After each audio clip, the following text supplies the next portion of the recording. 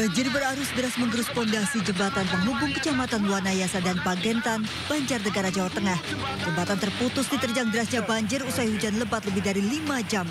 Saat ini jembatan tidak dapat dilalui kendaraan, warga harus memutar lebih dari 75 km. Banjir bandang, guys. Air bah tiba-tiba datang menerjang Sungai Kemiri, Jember, Jawa Timur membawa material kayu dan ranting dari atas Gunung Argopuro. Kali Jompo. Warga di sekitar bantaran sungai pun panik ketakutan khawatir banjir bandang akan terjadi seperti tahun lalu. Itu monggo masyarakat yang ada di wilayah hati-hati, waspada dengan kondisi air atau debit air yang mulai meningkat. Tolong dikondisikan, parah. Tak hanya Jember, banjir juga datang menerjang Banyu Biru, Kabupaten Semarang, Jawa Tengah membuat tanggul jebol, tak kuat menahan debit air. Derasnya air datang cepat memutus akses jalan, membanjiri permukiman dan mengakibatkan 2 warga terluka. Petugas pun mengevakuasi warga untuk mengungsi ke tempat aman. Saat awal ini adalah untuk evakuasi masyarakat. Bagaimana masyarakat itu aman terlebih dahulu. Ada berapa titik? Satu titik yang jebol dan itu karena curah hujan yang tinggi. Banjir masih merendam kawasan ini sementara hingga kini belum ada bantuan untuk warga. Tim kontributor iNews melaporkan. Pemirsa, ribuan warga di permukiman padat kawasan Kebon Kosong, Kemayoran, Jakarta Pusat kehilangan tempat tinggal akibat hangus dilalap si jago merah pada Selasa siang kemarin. Pasca kebakaran, ribuan warga terpaksa mengungsi ke sejumlah posko.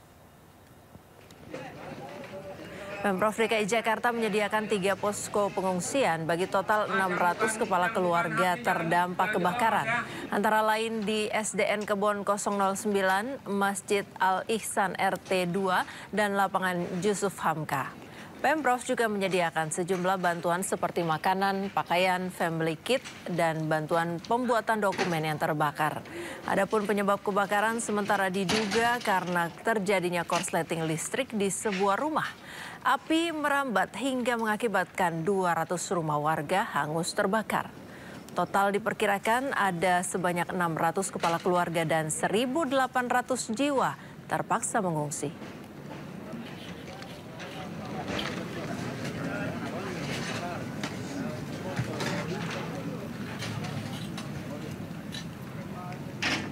Wakil Presiden ke-10 dan 12 Republik Indonesia sekaligus Ketua Umum PMI Yusuf Kala mengunjungi posko pengungsian kebakaran Kemayoran, Jakarta Pusat. Kunjungan JK ini untuk memastikan kebutuhan pengungsi terpenuhi.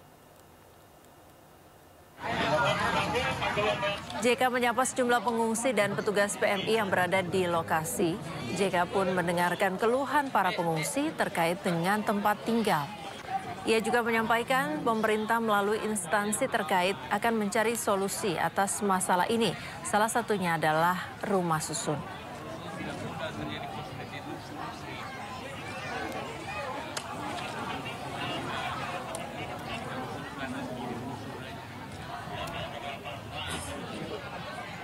Pasangan calon gubernur dan wakil gubernur Sumatera Utara nomor urut 2 Edi Rahmayadi Hasan Basri Sagala resmi mendaftarkan gugatan perselisihan hasil Pilgub Sumut 2024 ke Mahkamah Konstitusi. Tim kuasa hukum paslon Edi Hasan mendatangi Mahkamah Konstitusi untuk memverifikasi kelengkapan sengketa hasil pilkada. Dengan membawa 83 bukti, tim hukum Edi Hasan mengelompokkan ke dalam 3 kategori, yakni dugaan keterlibatan ASN, Polri, dan Kejaksaan dalam pelaksanaan pemilihan gubernur Sumatera Utara. Sebelumnya, pasangan calon Edi Hasan mendaftarkan gugatan sengketa hasil pilkada Sumatera Utara ke Mahkamah Konstitusi pada Selasa malam.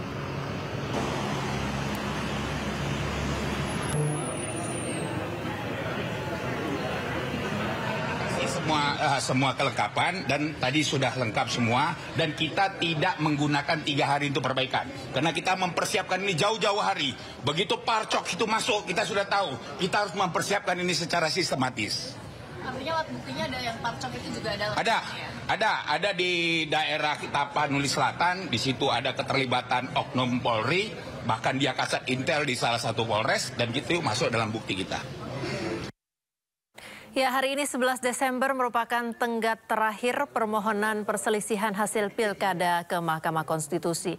Untuk mengetahui situasi terkini di MK, kami telah terhubung dengan rekan Hamzah Hasibuan yang berada di lokasi. Selamat sore Hamzah, sudah berapa aduan terkait pilkada yang diterima oleh MK?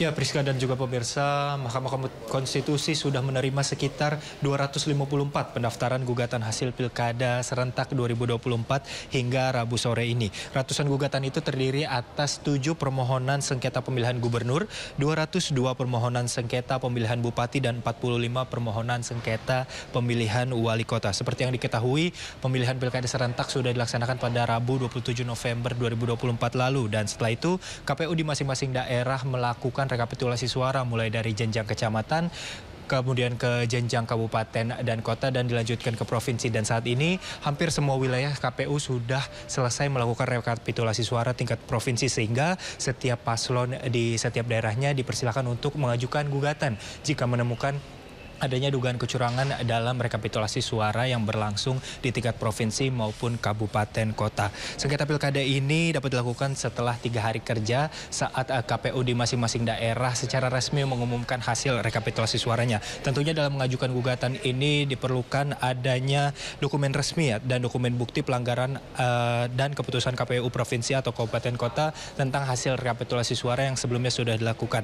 Sebelumnya juga pada Rabu siang, Priska dan juga pemirsa, dapat kami informasikan bahwa terdapat salah satu tim hukum dari paslon nomor urut 2 di pemilihan gubernur Sumatera Utara 2024, yaitu dari tim Edi Rahmayadi dan Hasan Basri Sagala, yang datang ke gedung Mahkamah Konstitusi untuk melakukan verifikasi kelengkapan dalam pendaftaran permohonan sengketa pemilihan gubernur di Sumatera Utara 2024 lalu. Sebelumnya tim hukum Edi Hasan juga sudah mendatangi MK pada hari Selasa 10 Desember lalu untuk membuat pendaftaran permohonan, dan hari ini melakukan verifikasi kelengkapan bukti dengan membawa sekitar 83 bukti yang dilampirkan dalam sengketa Pilgub Sumatera Utara 2024. Sementara itu, Friska. Ya, terima kasih Hamzah Hasibuan melaporkan langsung dari gedung MK Jakarta. Selamat bertugas kembali. Kita ke informasi selanjutnya, pemirsa. Polda NTB menggelar rekonstruksi kasus pelecehan seksual belasan korban pelecehan seksual yang diduga dilakukan oleh seorang penyandang disabilitas. Tersangka IWAS alias Agus Buntung turut hadir dalam rekonstruksi hari ini.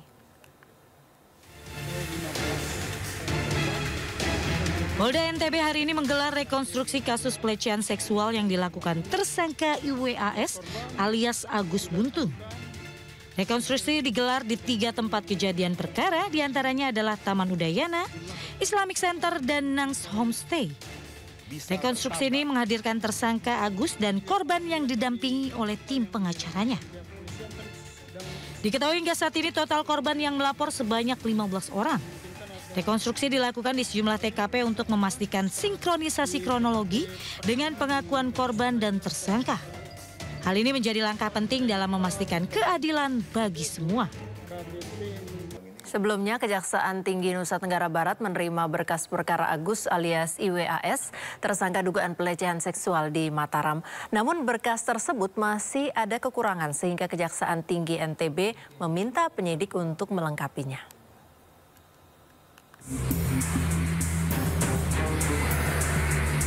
Kejaksaan Tinggi Nusa Tenggara Barat telah menerima pelimpahan berkas perkara Agus Buntung, tersangka dugaan pelecehan seksual terhadap mahasiswi di Mataram.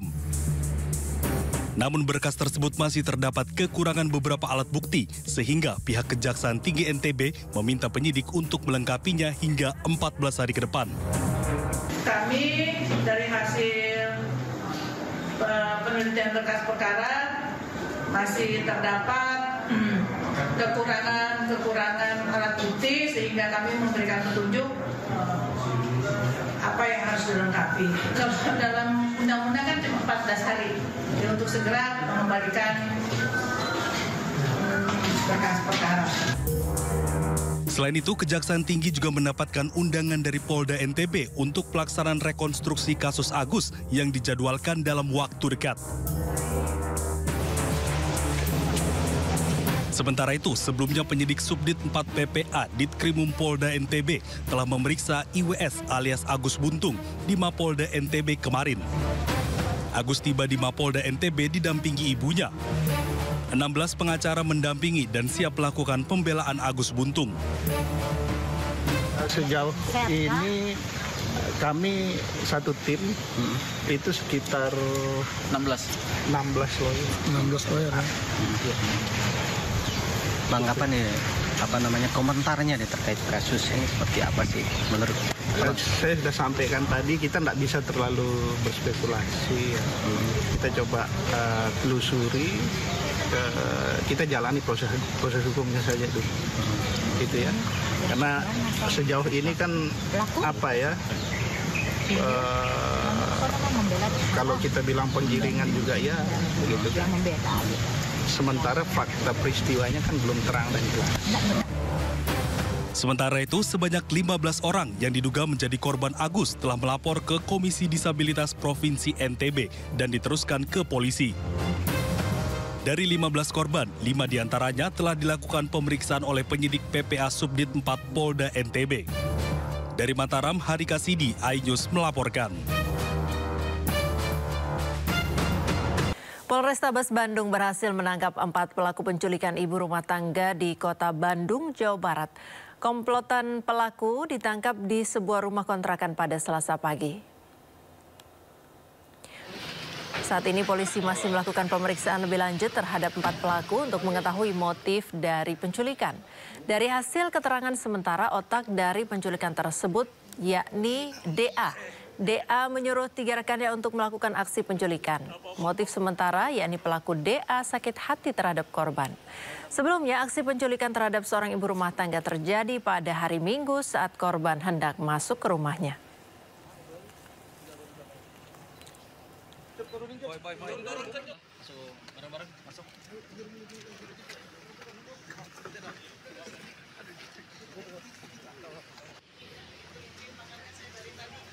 Kita amankan yaitu inisial AS, TA, AT, dan DA.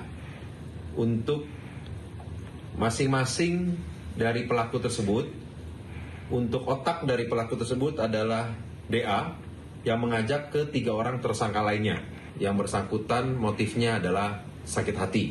Untuk sakit hatinya seperti apa, nanti kita akan dalami selesai pemeriksaan di Polrestabes Bandung. Tetapi memang korban dan tersangka memang...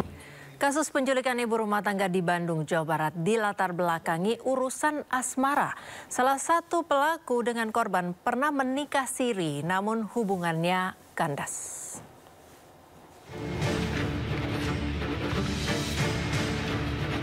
Empat orang pelaku penculikan ibu rumah tangga di Jalan Sukanagara Asri, Antapani, Kota Bandung, Jawa Barat, dihadirkan dalam konferensi pers Mapolrestabes Bandung.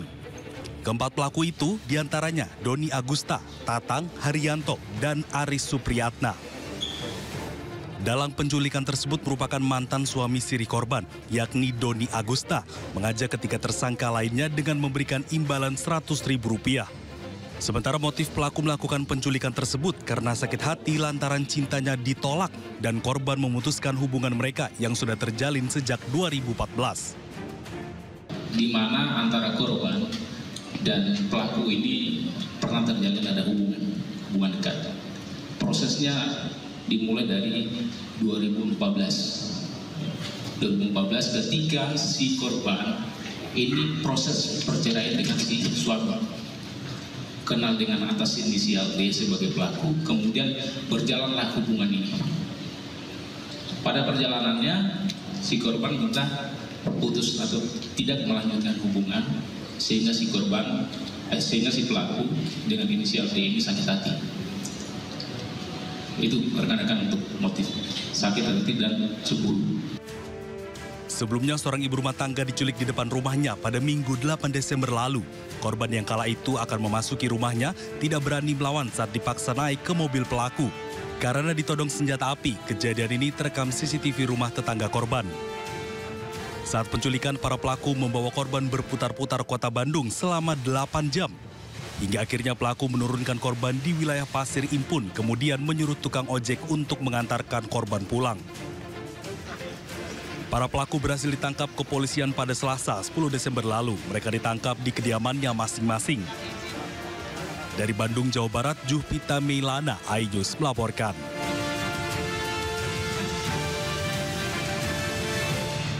Pemirsa, untuk mengetahui lebih jauh terkait perkembangan terkini kasus penculikan ibu rumah tangga di Antapani, Bandung, kami telah terhubung melalui sambungan Zoom dengan kriminolog Untung Sumarwan dan akan menyusul dengan Kasat Reskrim Polrestabes Bandung AKBP Abdul Rahman.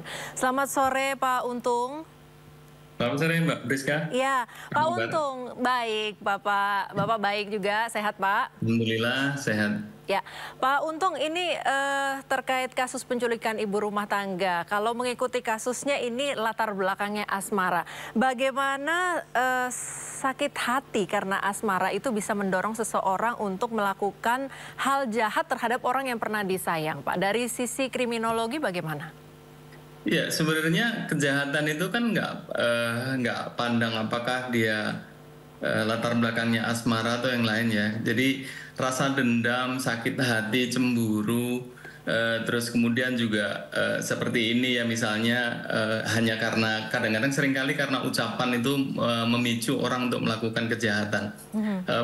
Bukan beruntungnya ya sebenarnya, tapi ini sebuah kejahatan juga. Ini latar belakangnya asmara sehingga diculik belum istilahnya sudah ketahuan duluan atau mungkin beritanya sudah beredar sehingga pelaku ini urung untuk melakukan tindakan lebih serius barangkali seperti itu.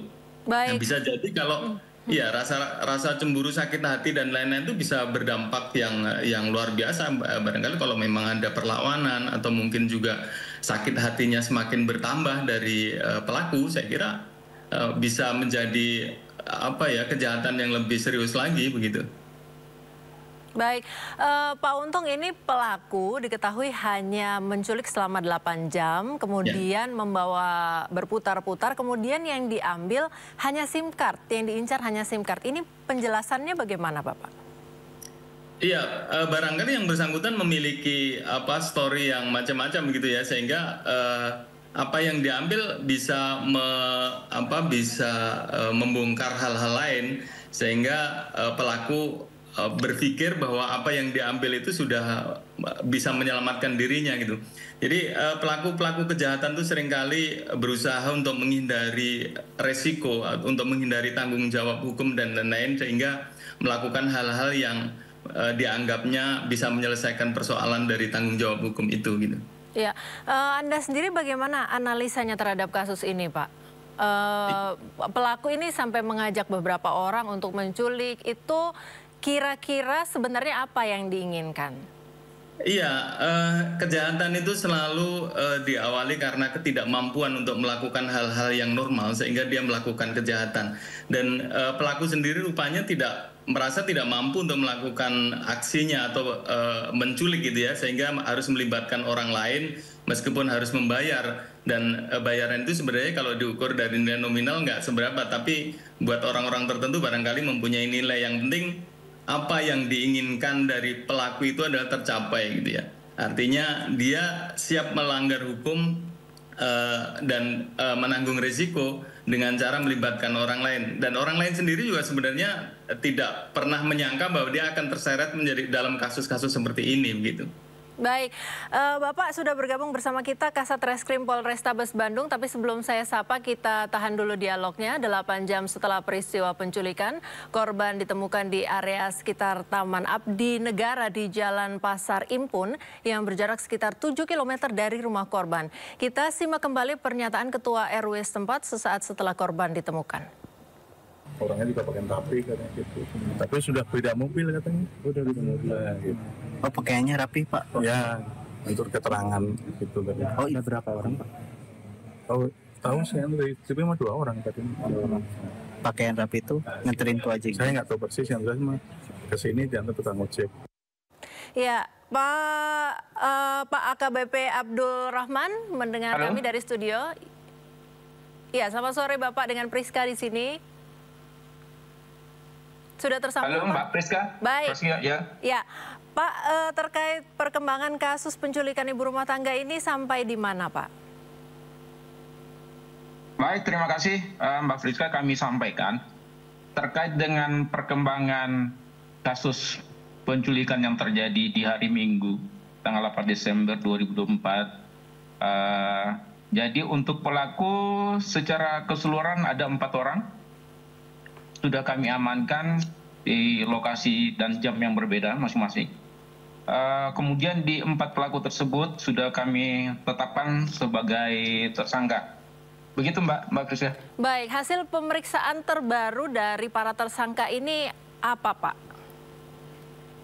Yang jadi motif mungkin Pak, yang mungkin ditunggu dari keluarga dan juga dari masyarakat? Dari hasil pemeriksaan, baik kepada korban maupun kepada pelaku, ini motifnya adalah sakit hati. Jadi antara korban dan pelaku dengan inisial D, ini sebelumnya di 2014 ada hubungan ataupun ada pertemanan yang kemudian dalam waktu beberapa belakangan ini si korban ini memutuskan untuk tidak melanjutkan hubungan tersebut. Sehingga si pelaku merasa sakit hati dan cemburu karena si korban ini diinformasikan bahwa korban akan rujuk dengan si suami sebelumnya. Begitu Mbak. Baik, sebenarnya apa rencana pelaku sebenarnya ini Pak? Menculik korban, kemudian apa sehingga mengincar SIM card-nya saja gitu? Dalam pemeriksaan kami untuk mengambil SIM card memang bukan tujuan sebagai tujuan utama dari si pelaku ini. Namun memang kalau kita melihat dari hasil pemeriksa bahwa si pelaku ini sebenarnya hanya sebatas untuk mengancam. Hanya untuk sebatas mengancam dan menakut-nakuti khususnya terhadap korban sendiri maupun keluarga korban. Begitu Mbak. Baik, saya ke Pak Untung. Mungkin Pak Untung secara psikologis tekanan viralnya informasi penculikan ini apakah mempengaruhi psikologis seorang pelaku kejahatan? Seberapa jauh? Iya, bisa jadi iya. Sekarang ini kan ada kecenderungan no viral no justice atau sebaliknya no justice no viral ya. Jadi kasus-kasus hukum atau kasus-kasus kejahatan seperti ini seringkali memang dipengaruhi oleh faktor apa ya sosial, faktor media sosial yang memberitakan luar biasa. Tapi sebenarnya seperti disampaikan Pak Kapolres Tabes tadi bahwa barangkali memang pelakunya belum firm betul untuk melakukan kejahatan, misalnya penculikan yang serius gitu. Bisa jadi itu hanya sekedar untuk memberi apa ya istilahnya pelajaran ancaman begitu atau peringatan ya Pak ya. Iya, kalau dilihat dari apa benda yang diambil SIM card itu bisa jadi juga itu bisa jadi faktor untuk melakukan pengancaman. Pengancaman itu bisa pengancaman yang sifatnya lain karena yang bersangkutan pernah menikah siri gitu ya kalau nggak salah ya. Jadi itu bisa jadi di dalam SIM card itu tersimpan banyak data yang kedua pihak antara pelaku dan korban mempunyai data-data yang ada di situ, barangkali seperti itu. Tapi ini hanya sekedar ini ya, sekedar barangkali nanti bisa diurai dan saya kira Pak Kapolres saya kira bisa membuka hal ini meskipun nanti tidak harus dipublikasikan. Ini memperjelas hal-hal yang menjadi motif dari pelaku, saya kira itu. Baik, Pak Abdul Rahman, apakah saat ini korban sudah bisa diperiksa dan kalau sudah, apa hasil pemeriksaannya? Baik, kami jelaskan pada saat kejadian malam hari memang ketika korban kembali ke kediaman, korban memang sempat mengalami shock berat, kemudian trauma sehingga pada saat itu kami dari kepolisian tidak bisa melakukan pemeriksaan secara mendalam. Dan besok harinya kami dikonfirmasi oleh keluarga yang bersangkutan bahwa korban sudah siap dilakukan pemeriksaan. Itu sekira pukul 15.30 waktu Indonesia Barat sore hari. Sehingga dari tim kami yang didampingi oleh unit PPA Perempuan dan Anak dari Polrestabes Bandung mendampingi yang bersangkutan untuk dilakukan pemeriksaan. Dari hasil pemeriksaan bahwa kami dapat memaparkan sedikit bahwa memang dari kejadian tersebut si korban ini sudah mengenal ketika berada di dalam mobil, menerangkan bahwa inisial D yang merupakan salah satu pelaku ini, atau kami bisa sebutkan bahwasannya si D ini merupakan otak dari kejadian ini. Jadi mereka sudah saling mengenal satu sama lain, sehingga pelaku maupun korban dibawa putar keliling kota Bandung dalam kurang lebih 8 jam. Begitu, Mbak. Baik, pada saat 8 jam dibawa berputar-putar pada saat diculik itu, apakah korban juga menerima perlakuan kurang baik atau intimidasi atau tersangka menyakiti begitu, Pak? Semacam ancaman ataupun intimidasi ada dari si pelaku dengan menyampaikan hal-hal yang satu mungkin seperti kalimat, kamu itu masih istri saya. Dan kamu jangan macam-macam. Mungkin intimidasi selama perjalanan itu ada. Cuman secara fisik dari kekerasan ataupun tindakan yang dilakukan, memang secara fisik kita lihat ke korban memang tidak ada hal-hal yang menunjukkan bahwasanya ada kekerasan fisik di dalamnya. Namun memang kami perlu pemeriksaan, mungkin secara visum yang diminta langsung oleh korban ini kami masih menunggu. Begitu, Mbak. Baik, Pak Untung. Saya ke Pak Untung lagi. Pak Untung, adakah yang bisa terjadi kalau seandainya kasus penculikan yang tidak mengharapkan tebusan atau apa begitu, Pak? Iya, sebenarnya mungkin saja, Mbak, seperti disampaikan Pak Kasat tadi, mohon izin tadi koreksi, Pak. Mudah-mudahan jadi Kapolres, Pak, ya, sebentar lagi. Amin, Mbak. Terima kasih untuk itu. Ya, saya kira mungkin saja. Jadi kalau memang betul bahwa apa yang dilakukan adalah untuk mengancam, bisa saja. Tapi para pelaku ini tidak pernah berpikir bahwa mengancam itu sudah merupakan tindak pidana, gitu ya. Jadi bisa saja, dan hal-hal seperti ini kan sebenarnya mudah saja ya. Kalau tadi disebutkan misalnya korbannya shock atau mungkin trauma dan lain-lain, saya kira dari awal polisi sudah paham dan wajar saja ketika ini 8 jam atau mungkin nggak nyampe 24 jam tertangkap atau terungkap kasus ini gitu ya. Jadi karena memang apalagi tidak ada benda atau harta benda yang diambil gitu. Ini jelas bahwa ini bukan faktor dendam, tapi bisa jadi hal-hal lain yang sebenarnya hanya memberi satu peringatan baik kepada korban atau mungkin keluarga korban gitu. Kalau tadi juga disampaikan ada semacam intimidasi bahwa yang bersangkutan sudah masih tetap sebagai istri, tapi itu juga istri siri ya. Kalau istri siri secara hukum juga sebenarnya ini hanya secara agama, tapi secara hukum mungkin yang bersangkutan masih terikat dengan suami sebelumnya, begitulah kira-kira seperti itu. Jadi betul bahwa mungkin saja kejadian-kejadian seperti ini bisa hanya sebagai istilahnya sebagai ancaman, tetapi jangan salah, ancaman itu juga sudah melanggar hukum dan itu harus dipertanggungjawabkan secara hukum. Apalagi menculik, memaksa orang dan lain-lain. Ya, terkait konsekuensi hukum, Pak Abdul Rahman, bisa dijelaskan untuk 4 pelaku ini kira-kira apa yang akan diterima? Baik, Mbak. Untuk konsekuensi hukum tentunya, di mana keempat pelaku sudah kami tetapkan sebagai tersangka, kemudian di dalam penerapan pasal yang kami persangkakan yang bersangkutan itu ya di pasal 328 KUHP, dan atau pasal 333 KUHP. Itu ancaman 12 tahun dan 8 tahun penjara, Mbak. Baik, apakah berlaku untuk semua pelaku atau otak dalam kasus ini lebih berat begitu, Pak? Ya, kami masih melakukan pemeriksaan lebih lanjut, Mbak, untuk pasalnya. Baik, terima kasih Bapak AKBP Abdul Rahman, Kasat Reskrim Polrestabes Bandung, sudah bergabung bersama kami, juga Pak Untung Sumarwan dari Kriminolog. Selamat bertugas, selamat beraktivitas, Bapak, salam sehat. Terima kasih. Terima kasih, Mbak. Terima kasih, Pak Kasat. Terima kasih, Pak Untung.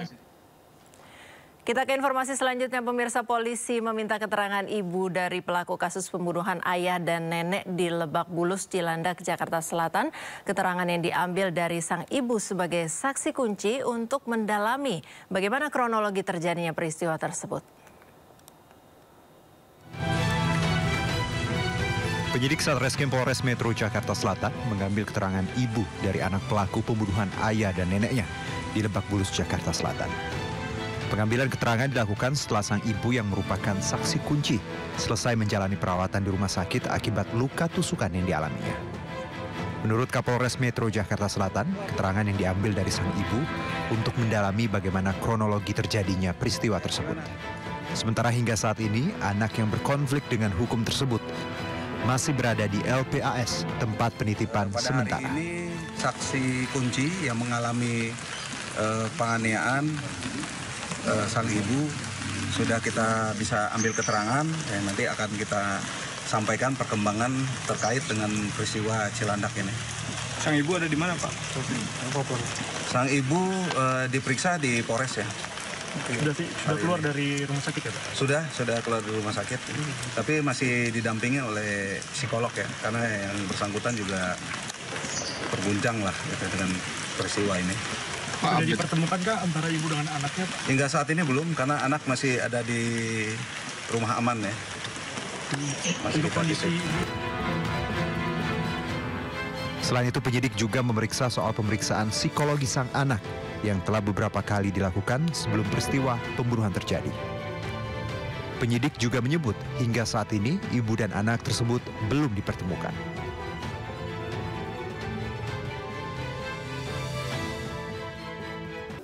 PJ Gubernur Jakarta Teguh Setiabudi mengumumkan perkiraan besaran upah minimum provinsi UMP Jakarta 2025 sebesar Rp5.396.761.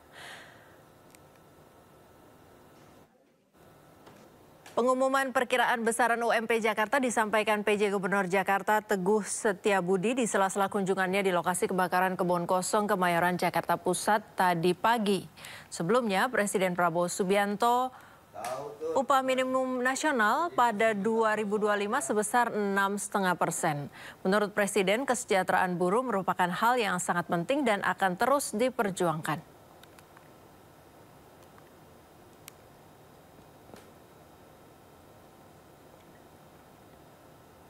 Penetapan UMP DKI Jakarta tahun 2005 dihitung dengan menggunakan formula Peraturan Menteri Ketenagakerjaan dimaksud dengan nilai kenaikan sebesar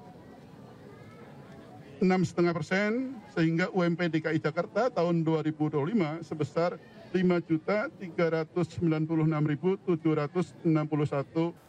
Jelang Natal dan Tahun Baru, harga kebutuhan pokok kembali merangkak naik di ibu kota. Sebagian warga memilih mengurangi pembelian agar bisa tetap memenuhi kebutuhan. Selain di Jakarta, kenaikan harga juga terjadi di sejumlah daerah.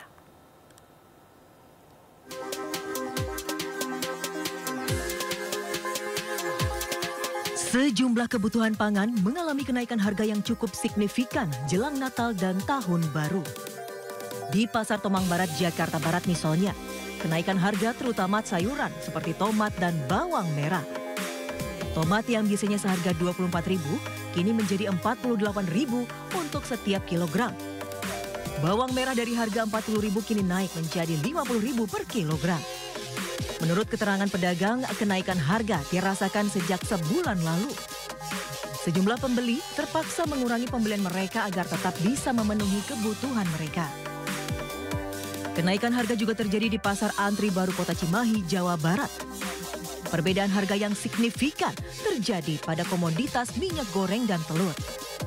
Telur ayam negeri tembus Rp30.000 per kilogram dari sebelumnya Rp25.000.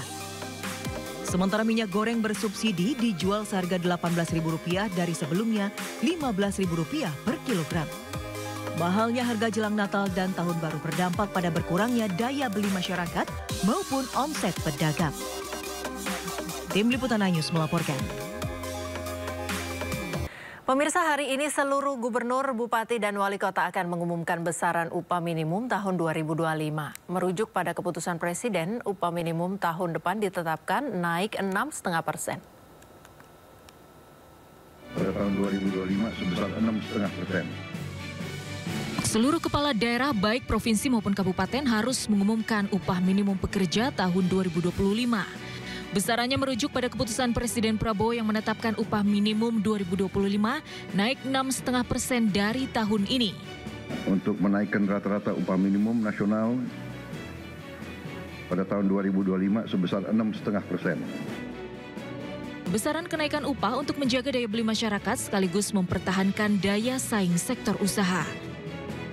Ditetapkan dengan keputusan gubernur dan kami berharap itu bisa diumumkan paling lambat tanggal 11 Desember 2024.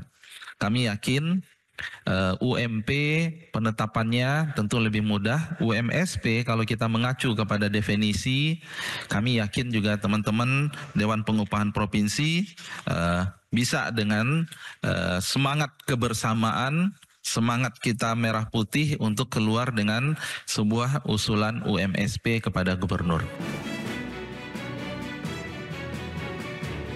Untuk Jakarta dengan total UMP saat ini sebesar 5.057.381, maka tahun depan UMP Jakarta akan naik menjadi 5.396.760.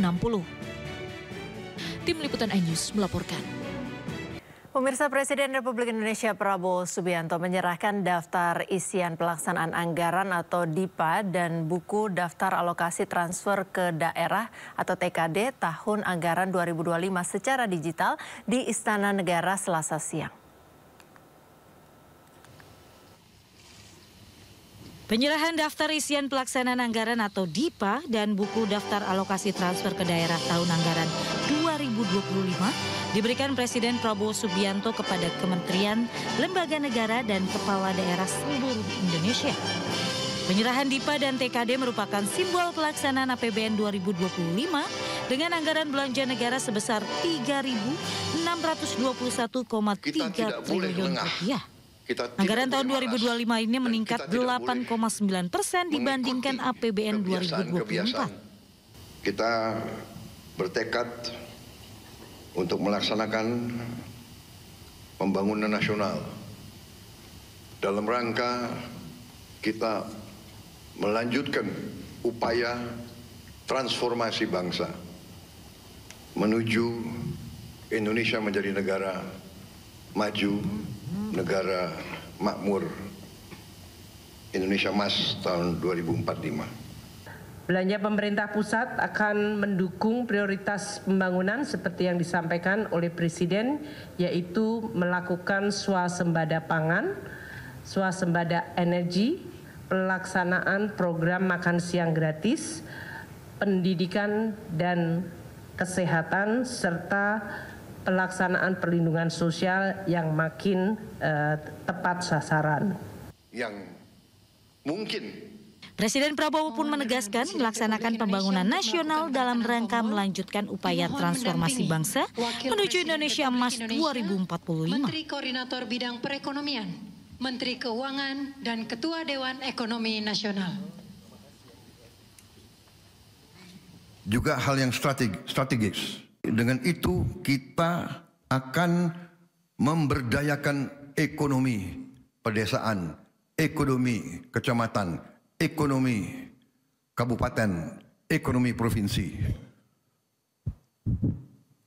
Puluhan triliun akan beredar di daerah-daerah. Dengan makan bergizi per desa per tahun melalui uang makan untuk tiap anak-anak itu beredarnya adalah kurang lebih 8 miliar rupiah per desa per tahun. 800% meningkat peredaran uang di daerah-daerah. Uang sekarang akan turun ke desa-desa, ke daerah-daerah, saudara-saudara. Kementerian Investasi dan Hilirisasi atau Badan Koordinasi Penanaman Modal mengungkap sejumlah capaian realisasi investasi sepanjang periode Januari-September 2024 berhasil menciptakan lebih dari 1,8 juta lapangan kerja baru. Dalam forum eksklusif Dialog Mapping Indonesia Investment Trend 2025 di Singapura, Menteri Investasi dan Hilirisasi atau Kepala Badan Koordinasi Penanaman Modal atau BKPM Rosan Ruslani menegaskan bahwa realisasi investasi di Indonesia sepanjang periode Januari hingga September 2024 menyentuh angka 76,45%. Selain itu, realisasi investasi tersebut juga berhasil menciptakan lebih dari 1,8 juta lapangan kerja baru. Di sisi lain, fokus strategis yang sekaligus jadi kekuatan Indonesia adalah pemanfaatan 28 komoditas andalan, di mana pemerintah Indonesia optimis bahwa peningkatan kerjasama lintas sektor di tahun mendatang akan memperkuat realisasi proyek strategis dan menjaga keberlanjutan investasi ke depan. Selain itu, Indonesia sendiri memiliki cadangan nikel terbesar di dunia sebanyak 42% dari potensi total global. Selain itu, Indonesia juga menyimpan potensi rumput laut sebesar 28% dari potensi global. Sejalan dengan hal tersebut, Rosan juga menyebut Indonesia memiliki posisi strategis untuk memimpin pengembangan ekosistem baterai, kendaraan listrik, dan industri berbasis kelautan. Berdasarkan data Kementerian Investasi dan Hilirisasi, total realisasi investasi Singapura di Indonesia sejak 2020 hingga September 2024 menjadi kontributor Foreign Direct Investment atau FDI pertama yang mencapai 62,16 miliar dolar Amerika.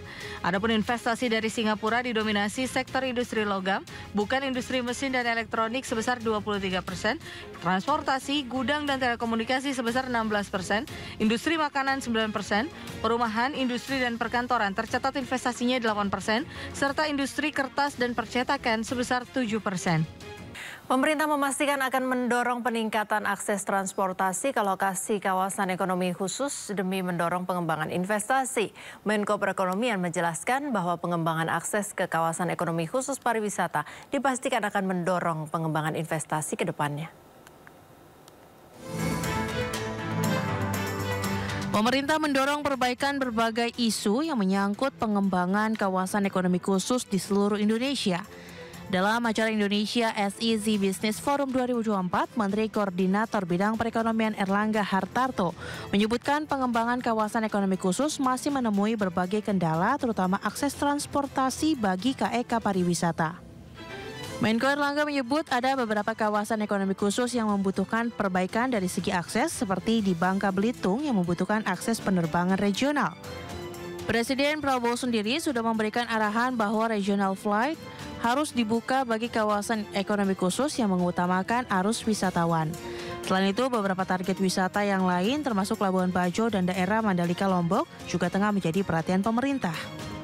Target wisata yang lain termasuk Labuan Bajo, termasuk juga di daerah Mandalika Lombok. Jadi beberapa akses daripada pesawat internasional untuk bisa langsung masuk, sehingga dengan demikian turisme itu bisa didorong di beberapa kawasan-kawasan pariwisata termasuk KEK. Di sisi lain, Erlangga memastikan bahwa pihak pemerintah terus mengajak investor yang hadir untuk mengembangkan kawasan ekonomi khusus pariwisata tersebut. Tercatat pemerintah telah membangun sekitar 24 KEK yang tersebar di berbagai sektor, termasuk senilai Rp242,5 triliun dengan 151.000 tenaga kerja dan 394 pelaku usaha hingga November 2024.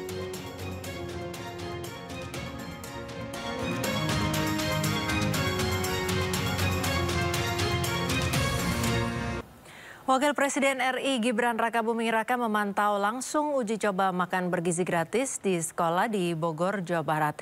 Menu yang diberikan per porsinya senilai Rp11.000 berupa lauk, sayur hingga susu. Didampingi sejumlah kepala desa Kabupaten Bogor, Wakil Presiden Gibran memantau program makan bergizi gratis di Muhammadiyah Boarding School. Gibran mengatakan siswa cukup antusias dengan program makan siang gratis ini. Menu makan bergizi gratis terdiri dari nasi, lauk daging, sayur hingga susu senilai Rp11.000 per porsi. Gibran menegaskan program makan bergizi gratis akan terus dikawal untuk menjamin kebutuhan gizi para siswa. Selain memantau makan bergizi gratis, Gibran juga memantau simulasi bencana gempa di sekolah tersebut.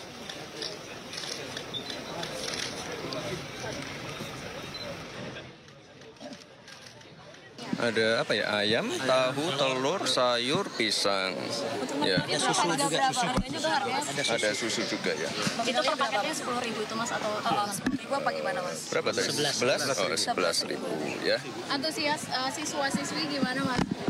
Ya, hari ini luar biasa sekali. Yang jelas kita akan mengawal terus program-program ini, dan yang namanya makan bergizi gratis itu ada juga di pesantren-pesantren Dan karena ini sudah menjadi kegiatan rutin ya Pak ya, 3 kali sehari ya, mungkin nanti ke depan akan ada sedikit stimulan lah untuk pondok-pondok. Yang penting kebutuhan gizinya terpenuhi, dan karena di sini anak-anaknya tinggal di asrama atau dormitori, ya mereka nanti harus mendapatkan perhatian khusus, dan terutama tadi. Partai Perindo melantik pengurus Dewan Pimpinan Pusat periode 2024-2029. Pelantikan tersebut diselenggarakan di auditorium kantor DPP Partai Perindo Jakarta Pusat. Ketua Umum Partai Perindo Angela Tanusudibio berharap kepengurusan baru ini bisa menjaga nama baik partai. Menurut Angela, kepengurusan di pusat yang telah selesai akan dilanjutkan hingga ke tingkat daerah. Angela juga menjabarkan jajaran Partai Perindo tidak henti-hentinya terjun langsung ke masyarakat.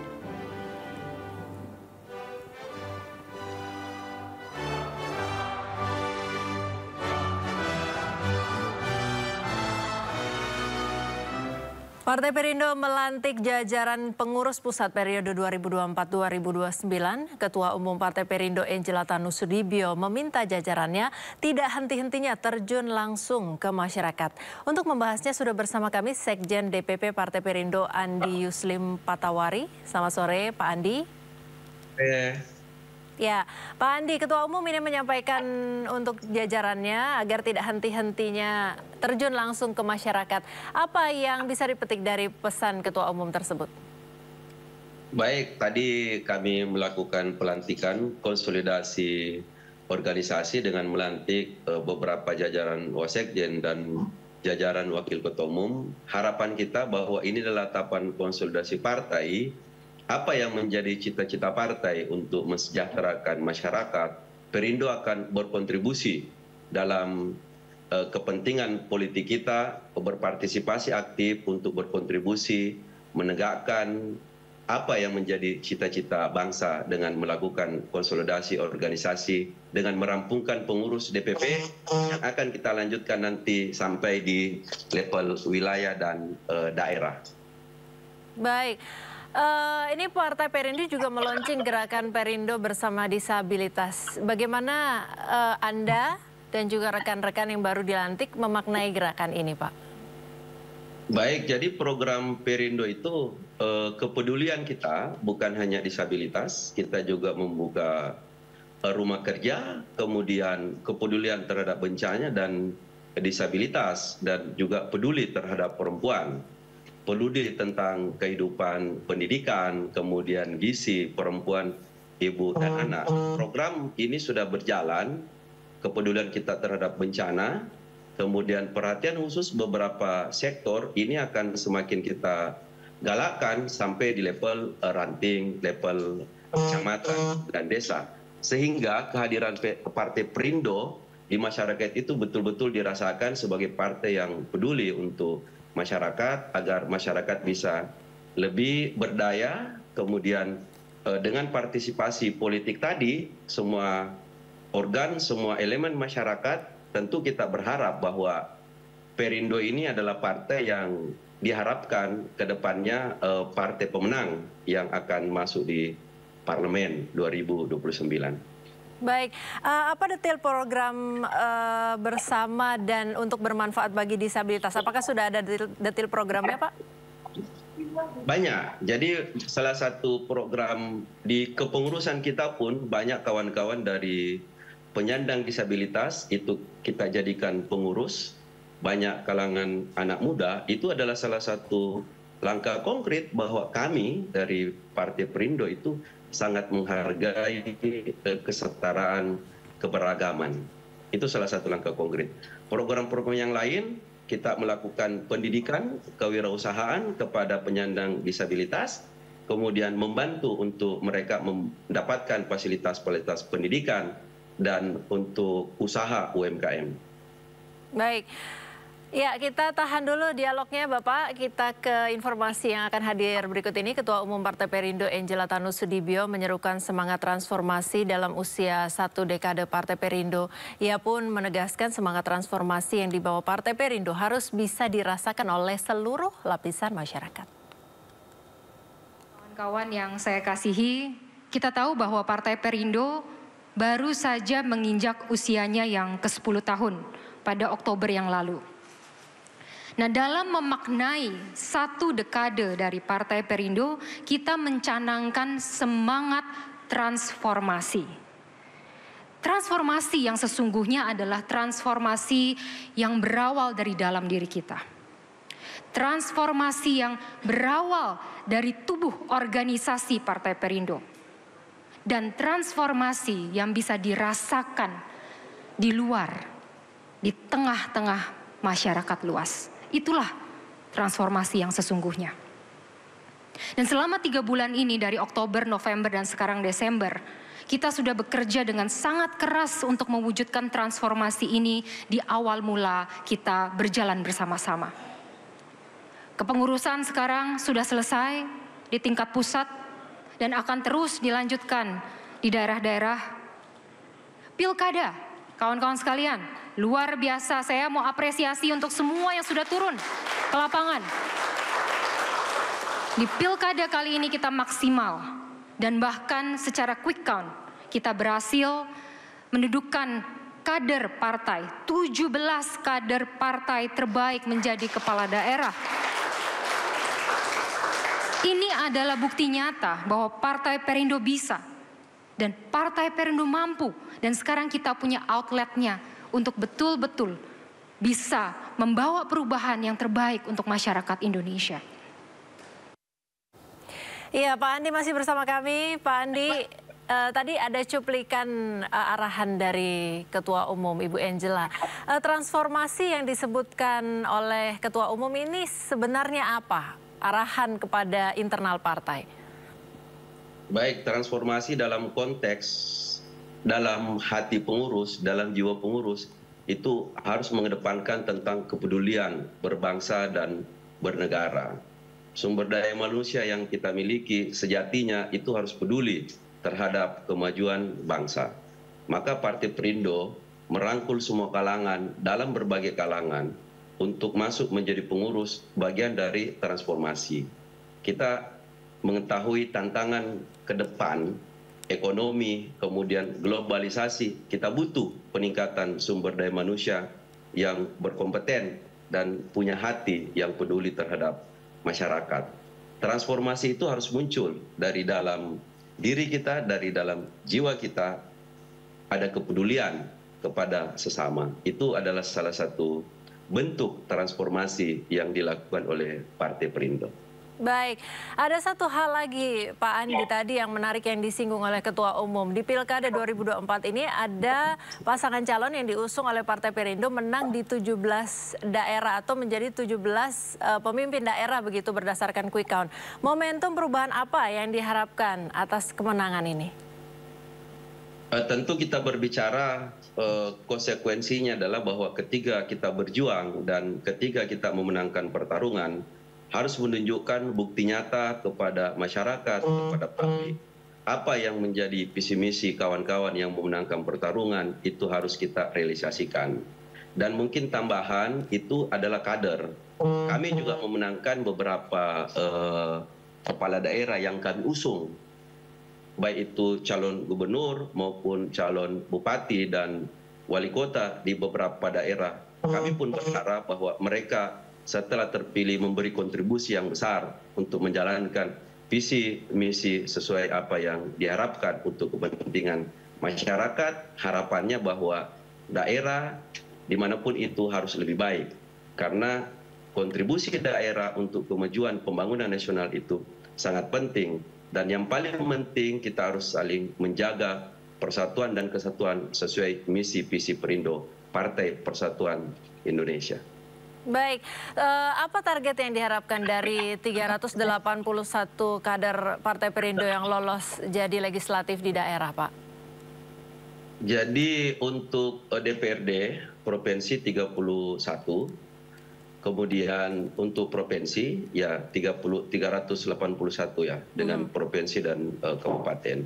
Kami berharap bahwa apa yang menjadi tugas kader kita, anggota legislatif kita itu betul-betul harus menjalankan amanah, menjadi perwakilan masyarakat yang memilih mereka untuk menjalankan visi misi pembangunan. Dan insya Allah kepada alek-alek kita terpilih seluruh Indonesia untuk peningkatan sumber daya manusia, kualitas anggota legislatif kita, agar mereka memahami fungsi legislatif itu sendiri dalam pengabdian kepada masyarakat. Harapannya kami, mereka-mereka, beliau-beliau yang terpilih bisa menjalankan amanah dari partai sesuai dengan visi misi Partai Perindo. Baik, ada 17 kepala daerah dan 381 legislatif dari yang diusung oleh Perindo. Masih agak jauh sebenarnya, tapi apakah sudah ada target selanjutnya untuk kepengurusan yang baru? Tentu kita berbicara target bahwa Perindo menang di Pilkada 2024 dan menang di Pileg 2029.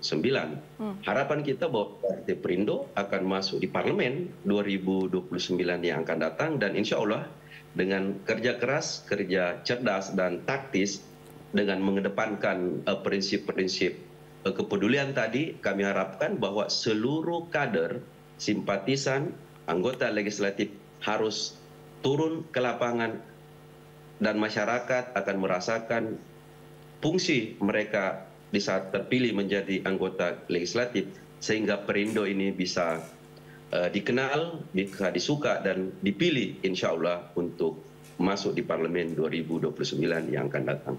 Kami optimis tentang itu, tentu mengharapkan doa dan dukungan bangsa Indonesia.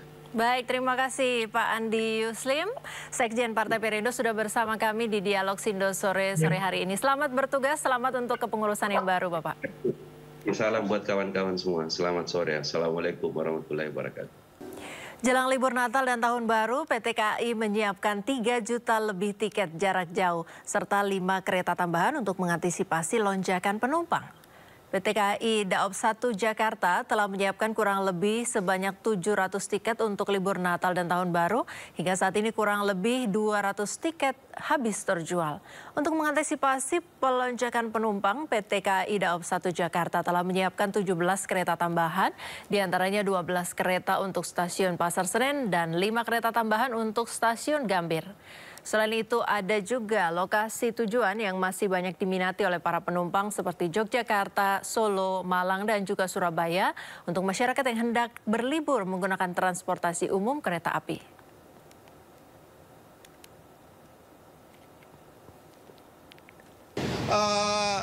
Ada sekitar 17 kereta api jarak jauh yang telah dilayani dan nantinya KA tambahan tersebut itu untuk mengakomodir lonjakan penumpang yang sudah kami antisipasi dari jauh. Ada 12 keberangkatan dari stasiun Gambir dan sekitar 5 perjalanan dari stasiun Pasar Senen. Dan untuk semua kereta api tadi ada yang berhenti di beberapa stasiun wilayah Daop 1 Jakarta. Ada Bekasi, ada Cikarang, dan ada Kementerian Perhubungan memprediksi 110,67 juta orang akan mudik atau liburan Natal dan Tahun Baru 2025. Sebanyak 19,46% orang diprediksi akan terjadi di dalam provinsi dan 19,84% pergerakan akan terjadi antar provinsi. Kementerian Perhubungan memprediksi adanya pergerakan masyarakat yang menggunakan transportasi darat, laut, dan udara di periode Natal dan Tahun Baru 2025 sebanyak 110 juta jiwa. Menteri Perhubungan Dudi Purwagandi sebanyak 54,81 juta atau sekitar 19,46%. Pergerakan diprediksi akan terjadi di dalam provinsi. Potensi pergerakan masyarakat secara nasional pada masa Nataru 2024-2025 adalah sebesar 39,3% atau kurang lebih 110,67 juta dengan rincian potensi pergerakan antar provinsi sebesar 19,84% atau 55,86 juta dan dalam provinsi sebesar 19,46 atau sebesar 54,81 juta. Dudi menambahkan masyarakat yang akan menggunakan kendaraan pribadi diprediksi mencapai 59,52 juta atau 53,78%. Sementara yang memilih menggunakan bis diprediksi mencapai 6,54 juta jiwa dan 3,44 juta diprediksi akan menggunakan kereta api dan yang menggunakan pesawat mencapai 4,14 juta jiwa serta yang menggunakan kapal penyeberangan dan kapal laut masing-masing 3,40 juta dan 2,38 juta jiwa.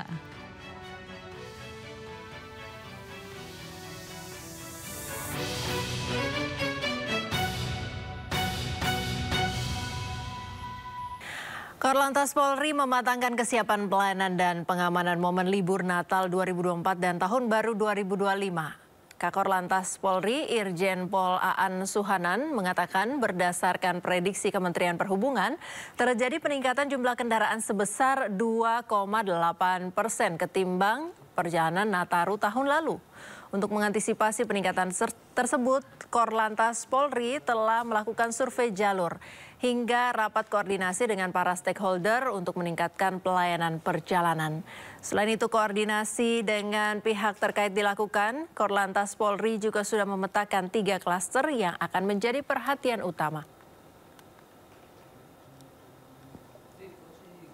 Karena tahun ini ada peningkatan yang 2,80% lah dari tahun lalu. Masyarakat Indonesia akan melakukan perjalanan, ya, baik itu perjalanan wisata, kemudian mudik, kemudian beribadah, maupun perjalanan rutin, ya, pekerjaan. Nah, ini kita harus antisipasi. Semua ini kita persiapkan mulai dari kemarin rapat-rapat koordinasi dengan seluruh stakeholder. Nanti kita akan melakukan simulasi, tactical floor game. Pokoknya kesiapan ini sudah kita matangkan dan ini kita harus bersinergi dan berkolaborasi dengan seluruh stakeholder. Presiden Prabowo Subianto meresmikan flyover Madukoro di Kota Semarang, Jawa Tengah. Infrastruktur strategis ini diharapkan dapat memperlancar arus lalu lintas, meningkatkan konektivitas, dan menjadi pendorong utama pembangunan ekonomi di Semarang, Jawa Tengah. Dengan diresmikannya flyover Madukoro, pemerintah kembali menunjukkan komitmennya untuk menyediakan infrastruktur berkualitas yang mampu mendukung pertumbuhan ekonomi dan meningkatkan kesejahteraan masyarakat. Presiden Prabowo menekankan bahwa pembangunan infrastruktur harus selalu mengutamakan kepentingan rakyat. Hal ini penting mengingat sumber pembiayaan pembangunan berasal dari uang rakyat. Dalam kesempatan tersebut, Presiden Prabowo juga turut memberikan apresiasi kepada pihak-pihak yang terlibat dalam pembangunan flyover Madukoro. Yakinkan bahwa semua yang dibangun adalah sesuai spesifikasi. Yakinkan bahwa efisiensi dan kualitas dipertahankan. Ya. Berilah yang terbaik sehingga kemampuan negara dan bangsa sebesar-besarnya bisa dirasakan manfaatnya oleh. Timnas Indonesia tiba di Bandara Adi Sumarmo, Boyolali, Jawa Tengah. Kedatangan timnas untuk menjamu timnas Laos pada laga lanjutan grup B Piala AFF 2024 di Stadion Manahan, Kota Solo pada Kamis 12 Desember.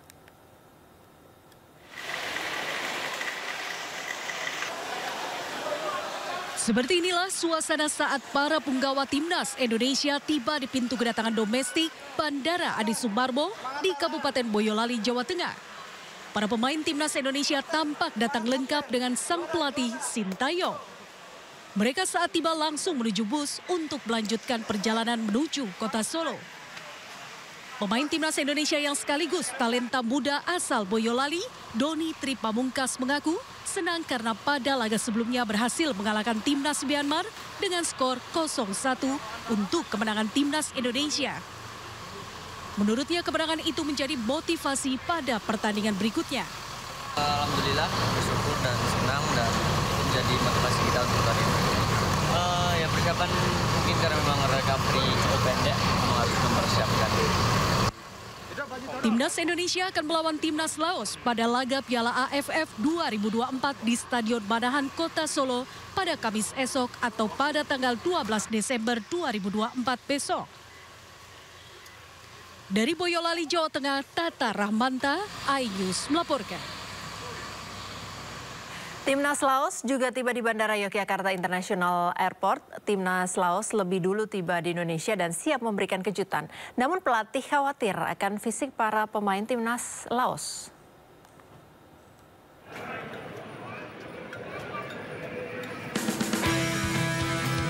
Timnas Laos tiba di Indonesia untuk menjalani laga kedua kontra Timnas Indonesia di ajang Piala AFF 2024 yang dijadwalkan berlangsung di Stadion Manahan Solo pada 12 Desember 2024 mendatang.